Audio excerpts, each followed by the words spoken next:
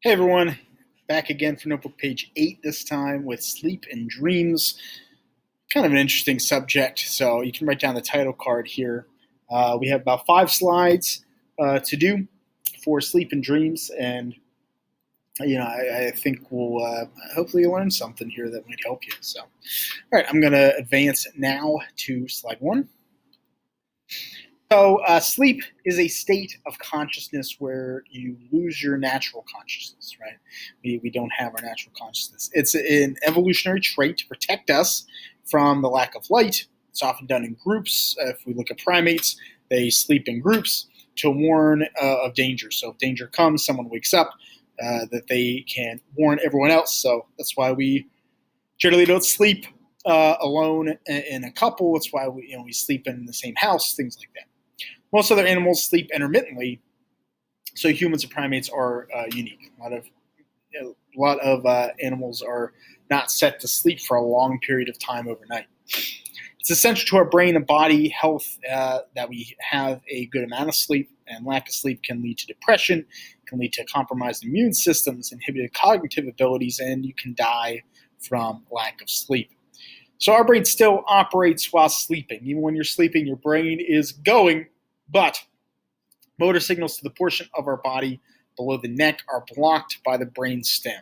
So without this, if this didn't happen, we would move as we slept and dreamt as the activities of the motor cortex operate and send commands while we sleep. We've seen this through EEGs. We've seen this with other brain scans of sleeping patients. Their brain is moving.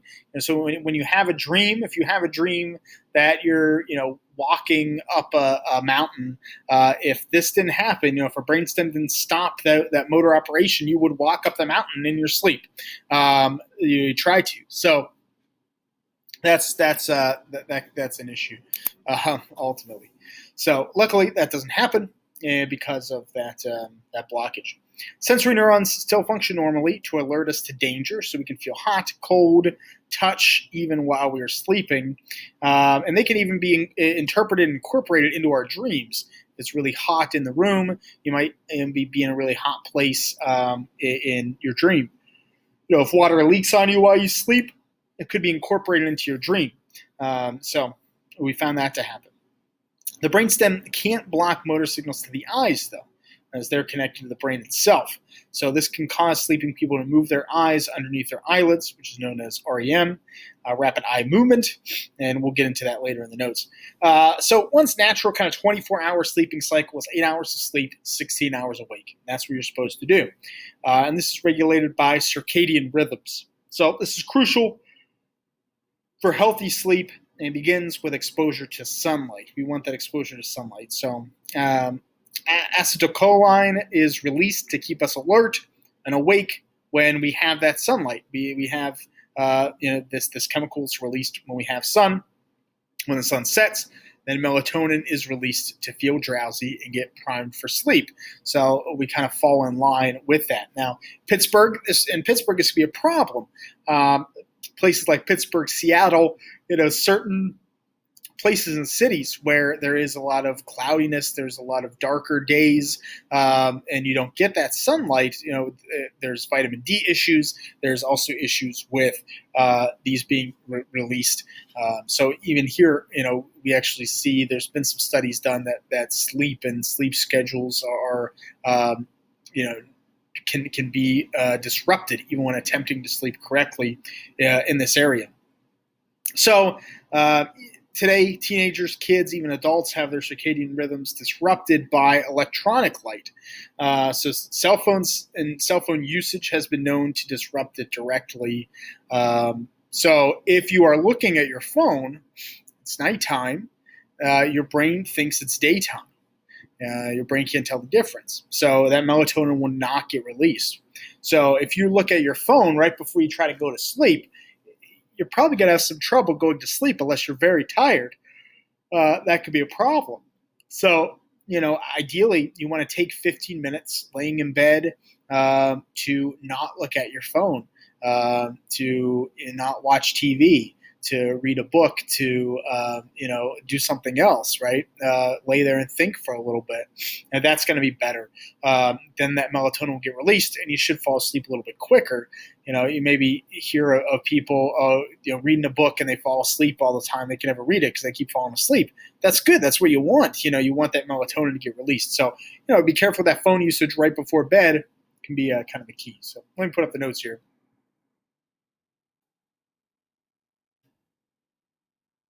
I'll let you copy this down now. Let's move on to slide 2, our stages of sleep. So we have these different stages of sleep. Let me pull them out here. So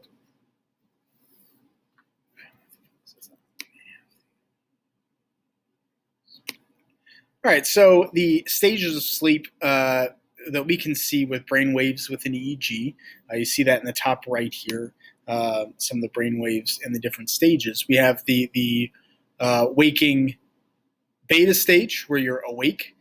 We have the waking alpha stage where you're relaxed, but you're still kind of in that awaking state. You're starting to drift off a little bit. You're still kind of cognitive functioning. You might forget what happens during the waking alpha. We have non-REM 1, so that's when you fall asleep. This is where you can experience hallucinations, images, falling, jerking. If you've ever woken up in kind of you're maybe dreaming about something, you step off a cliff. That's happened to me a couple times. Or you've fallen asleep, you just jerk awake real quick. That's non-REM 1. Not quite there. You're sleeping, but not quite there yet. Then non-REM 2. Non-REM 3 is where we see the delta brainwaves, very deep sleep. And then we go into the REM, the rapid eye movement, sleep for about 10 minutes with very vivid dreaming. It takes about 90 minutes to complete this cycle, and then it'll go back again when that happens. So once REM is achieved, the brain actually cycles back to non-REM 2 and back on through the night. So we actually have these going through. Now, if you've ever been deprived of REM sleep, so you haven't made it through that, it's easier to reach it. So if you've taken 10-minute naps for 48 hours instead of getting a deep sleep, you'll actually move through these stages faster when you go into that deep sleep. So that's kind of interesting to do. Now, if you get woken up during the kind of the latter stages, the non-REM 2, non-REM 3, then you're going to feel tired. You're going to feel groggy. But if you wake up, in the non-REM 1, before you actually fall asleep, you wake up during REM, you'll feel really good. So you kind of want to match that up to this. It's why either shorter naps, if you take a nap, very short naps, that'll kind of keep you in non-REM 1, so like a 10 to 20 minute nap is good, or you want to take something a little bit longer. You want to take 70, 75 minutes to get into REM and wake up. Now, a lot of times, though, that will might keep you awake longer than you want to be at night. So also, genital arousal is fairly common for both males and females while they sleep, and it's not, no matter what they dream of, that happens. So unless you have like a nightmare, that's something that is scary, then we see genital arousal doesn't happen. But if you have any dream, whether it's sexual or not, that arousal will usually occur throughout the night. And it may not be to a large point or not, depends on the person, but because of how blood flows while you sleep and the chemical flow through the body, that's why this happens. So a pretty natural thing. I'm going to pull up the notes here.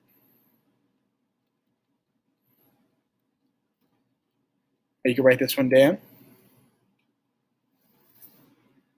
Let's move on to slide 3, sleeping disorders. So most issues with falling asleep are environmental.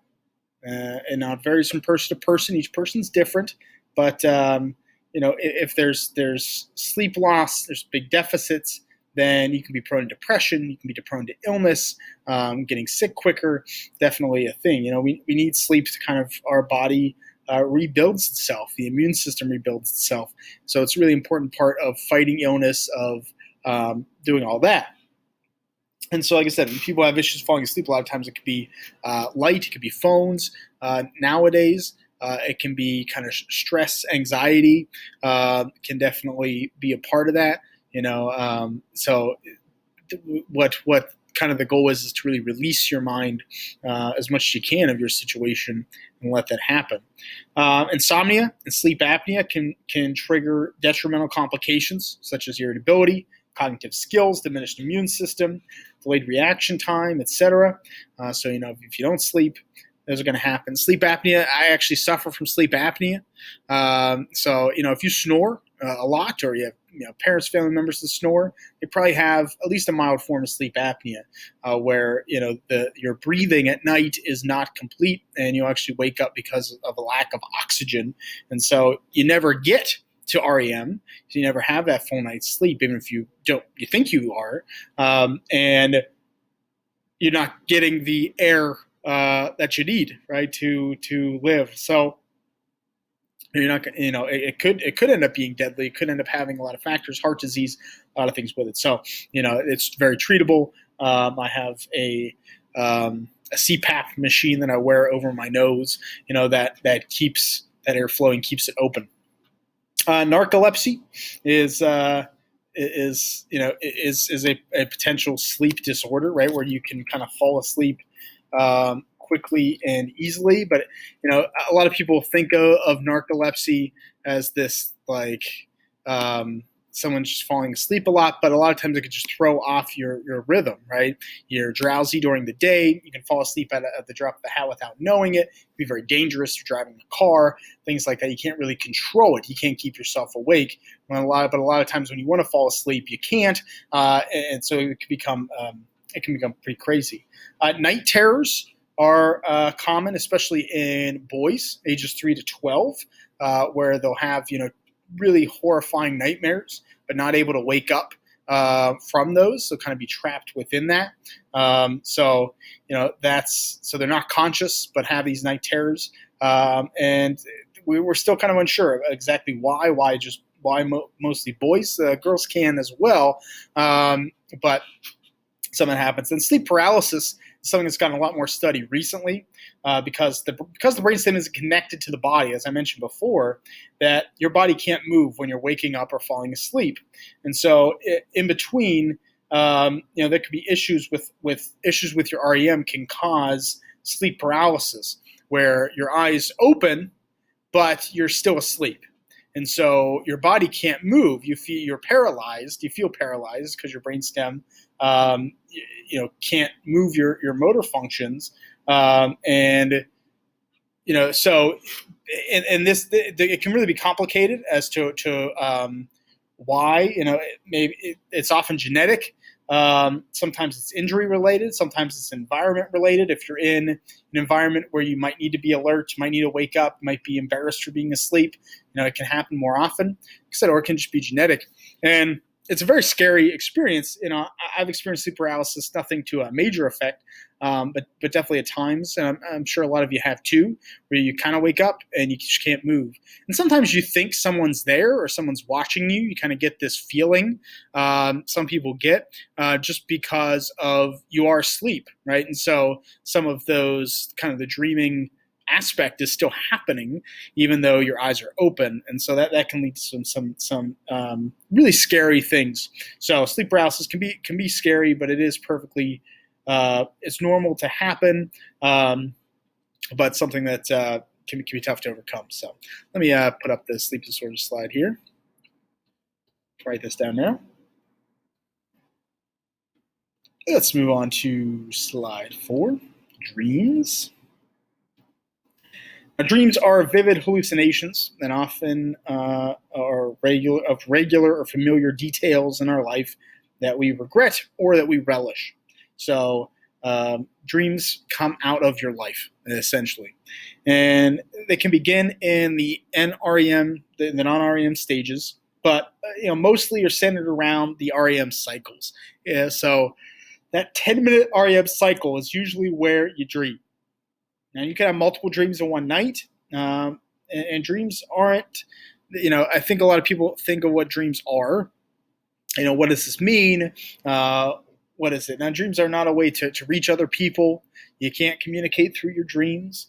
They're not a way to go back to the past or see into the future, or see into the past. But our brains are dealing with our current psychological and cognitive processes. Your brain's moving; it's processing information, and so normally we don't get to see what that process looks like, what that information is. When you sleep, you can kind of get to see it, and it will take place in these kind of vivid hallucinations that are happening that can seem real, and it's processing information from that day, from that week, from that month, from that year, from the 10 years ago, from 30 years ago. That information can be being processed. So most content, there's been a lot of dream research, and most content is that dreams generally occur about recent activities, about fears, anxieties, and accomplishments. So that's usually what we see. You may have had a dream about Keystone Oaks because you come here almost every day. Maybe some of you do come here every day in a normal year, and that's an environment that you're going to see. But maybe that environment is occurring somewhere else. Maybe there's something else occurring in this environment, right? So all these processes happening at once can often kind of jumble dreams into very strange things. I think I mentioned before, we see real faces in our dreams. Facial recognition, we talked about from the last notebook page, is being processed too. So when you see face in your dreams, it's a face you've already seen, and that because our brain can't recognize otherwise. So there's a lot of things that kind of in-depth with dreams. I hope to find some things that I can bring up here, but definitely if you have questions about it, we can explore. And put up this slide. And we got one more after this.